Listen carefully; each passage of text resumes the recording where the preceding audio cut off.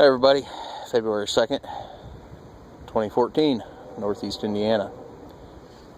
They're saying this is one of the record snowfall years for Northeast Indiana since they've been recording it. We're right somewhere around 30 inches of snowfall for the year. Previously it was 28, I guess. But snowfall being interesting, that's not why we're here. Yesterday I was contacted via Facebook message from an old friend of mine, someone that I really respect, and she had an interesting question. Her question was, she wanted to get a kit and didn't know what items to put in it for her 18-year-old boy for in his vehicle for driving around and stuff like this. 18-year-old boy out driving around, the snow and the ice. Sounds like fun. I remember those days, but there's a difference. Okay, there's a physical challenge there. This wind is cold, guys. I'm going to open the door of my truck and we'll continue this here, but out of the wind a little bit. It's amazing how just getting out of the wind alone can make you feel better. But anyway, he has a physical challenge, okay? I got to looking around and thinking about how many people I know that have similar physical challenges, and I was looking on YouTube and various forums online to find information on emergency kits for people with, challenges like that. Neighbor guy's got muscular dystrophy. Another neighbor up the road here, he's got extreme arthritis. There's days he can't even button his shirt. We've got a lady up the street that she can't tie her shoes because of arthritis. We have another guy here in town, he's had a stroke, and he's a great guy, but he's very limited in what he can do because of the damage from the stroke. So it is a real thing that we need to think about. Everybody says you need to make provisions for the handicapped or for the physically challenged, okay? I'm not going to say that these people I'm gearing this small series toward are handicapped. I'm not going to say that. They're challenged, because every one of them is driven, every one of them that I know is driven and determined to make life the best they can, okay? So that being said, what we're going to do is we're going to cover a few things that we can do as their friends and as their families to get them a kit together to put in their vehicle. Not like that one. Okay, this is my truck. This is my 89 Chevy half-ton truck. You guys have seen the video on it. This thing is ready to do just about anything I ask it to. But I've got my bag there that has everything in it that, I've gone through. I've redone it since I went through on the video, but it's got a lot of the same stuff. I took a couple things out, put a couple things in, but pretty much the same. My military sleep system back here. All 3 bags and the stuff sack.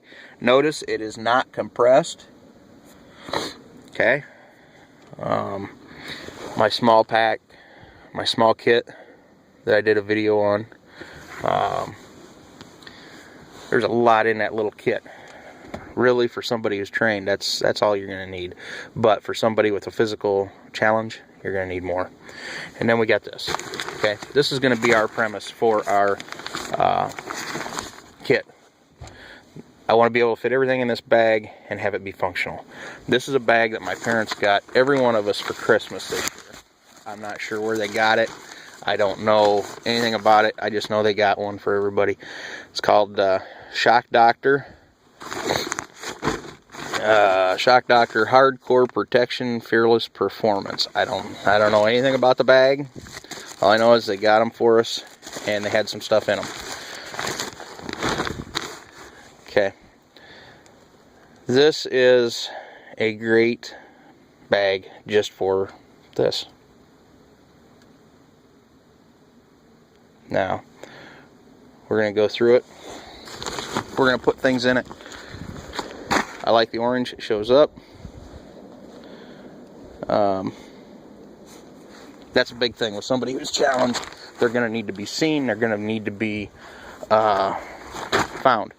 I'm not gearing this toward a bug out situation. I'm not gearing this toward a get out of Dodge or anything like that. This is, they're out, their vehicle becomes inoperative for some reason, and they're waiting on help. They've already got the cell phone going, it's charged, and they've got help on the way. They have to be able to maintain until the time that help arrives. Could be anywhere from, you know, a few minutes to a couple days. And we're going to go through all that. We already know with physical challenges, even right now my hands, I don't know if you can tell how red they are, but yeah, they're really red, and it's hard for me to bend my fingers. Could I tie paracord right now? Could I tie a bowline knot? Could I do a prusik knot right now? Yeah, I could. Would it be hard? Yes, it would. Could I pound stakes in the ground? No way. Am I going to do fine motor skill tasks? No, I'm not. I'd have a real hard time threading a bolt into a hole right now if I had to work on my truck. But anyway, we're going to do this.